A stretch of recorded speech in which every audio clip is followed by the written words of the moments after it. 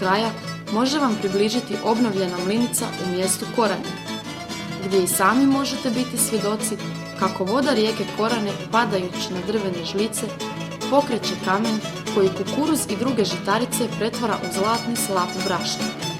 Melje.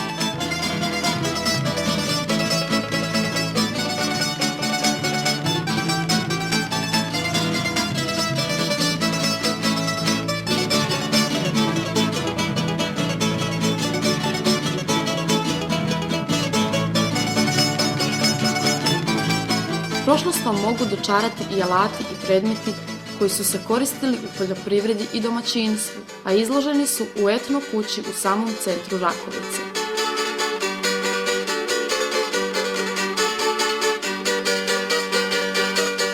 Tu također možete vidjeti kako su se tkali tepisi šarenice, domaće platno drma, a i sami se možete okušati u vještini tkanja na starom tkalačkom stanu. Od vjerskih spomenika tu su župne crkve Svetog Ante u Drežnik gradu i Svete Jelene Križarice u Rakovici, koje su u Domovinskom ratu bile uništene, ali su sada obnovljene. Crkva Svete Jelene slavi svoju zaštitnicu, Svetu Jelenu, svake godine na dan 18.8., pa je tog dana ujedno i veliki zbor u mjestu, dok se u Drežnik gradu zaštitnik Sveti Ante slavi na dan 13.6.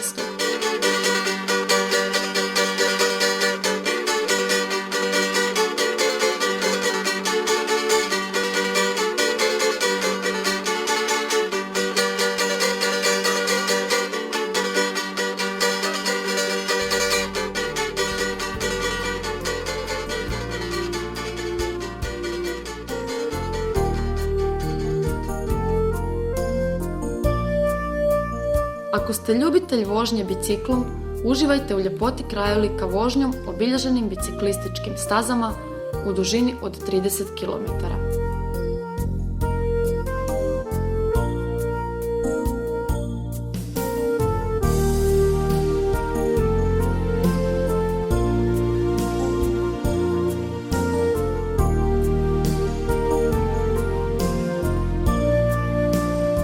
Na Rakovičkom području ima oko 100-tinjak speleoloških objekata, a posebnost čine Baračeve špilje, iz jednog posebnog razloga što su dvije špilje, Gornja i Donja, prije 113 godina bile uređene za turističke posjete.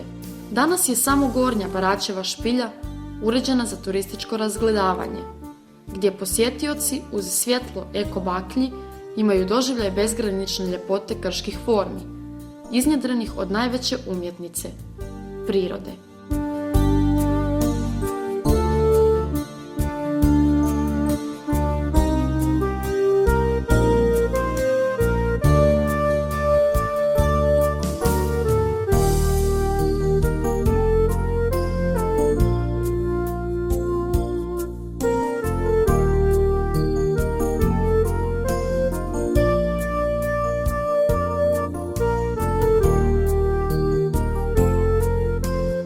U Gornjoj špilji pronađeni su vrijedni arheološki i paleontološki nalazi. Upravo u ovoj špilji, pretpostavlja se, mogu se pronaći ostaci pračovjeka i njegove djelatnosti. Povrh bogatstva arheoloških i paleontoloških nalaza i u špilji je i neizmjerno bogat svijet faune. Treba istaknuti parapropusta ili podzemljara, koji je ujedno endem Baračevih špilja.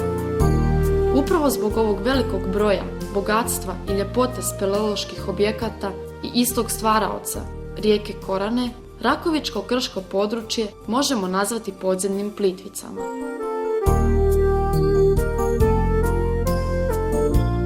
Stoga, za one željne avanturizma postoji mogućnost dodatnog doživljaja tih podzemnih Plitvica kroz speleorodilišta.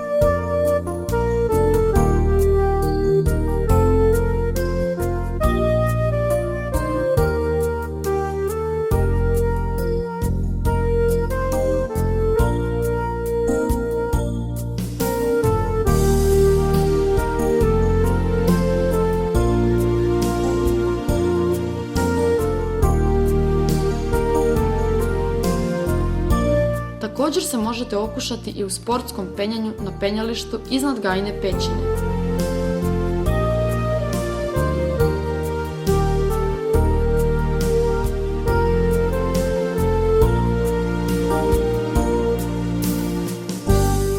volite konje i jahanje, na imanju Jelov klanac će vas dočekati susretljivi i nadasve ljubazni domaćini, kao i ujahani konji koji će vam omogućiti da stoljetnu baštinu netaknute prirode doživite u potpunosti, jašući brežuljcima i udolinama Rakovičkog kraja.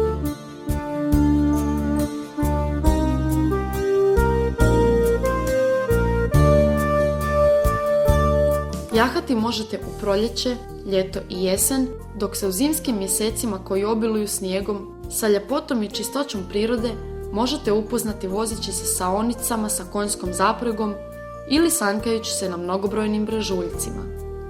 Pored svih ovih zanimljivosti koje možete pronaći u Rakovici, ona ima i ulogu sjevernih vrata u Nacionalni park Plitvička jezera, svjetski poznatu baštinu prirode gdje je stvarnost sljedeća: izvori i potoci, kamen, prostranstvo vode i šume, ljepota koja ostavlja bez daha.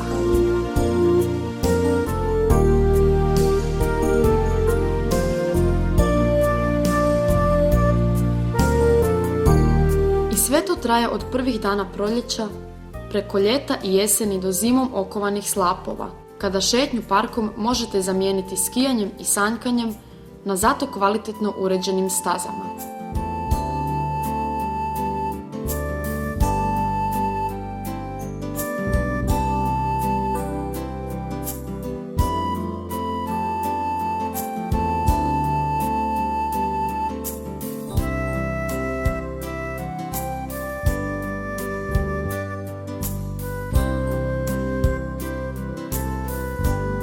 No Plitvice nisu jedina prirodna ljepota u kojoj možete uživati. Tu su i Rastoke u Slunju, vodeničarsko naselje koje je nastalo kao spoj čovjeka i prirode, gdje se vode Korane i Slunčice rastaču i spajaju u jedno, gdje slapovi traju i žive, rastu i ruše se, a čovjek je pronašao svoj mir i mjesto za život i tu i danas živi.